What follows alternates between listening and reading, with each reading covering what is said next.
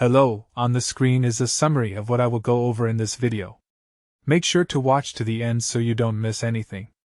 The route not available error in Trust Wallet can be frustrating, but it's usually fixable with a few simple steps. Step 1. First, you'll want to check your internet connection because this error often appears when your connection is weak or unstable. Make sure you're on a strong Wi-Fi network or cellular data. Step 2. Clear your Trust Wallet cache and temporary files. Go into your phone settings, find the Trust Wallet app, and select Clear Cache. This removes stored data that might be corrupted and causing the routing issue.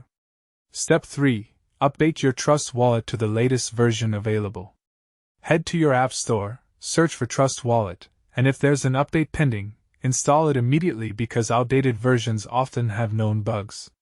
Step 4. Try switching your network in the app itself. If you're on the Ethereum network, try switching to Polygon or Binance Smart Chain, then switch back. Sometimes changing networks temporarily helps reset the routing connection. Step 5. If nothing works, uninstall and reinstall Trust Wallet completely. Back up your recovery phrase first, then remove the app and reinstall it fresh from the App Store.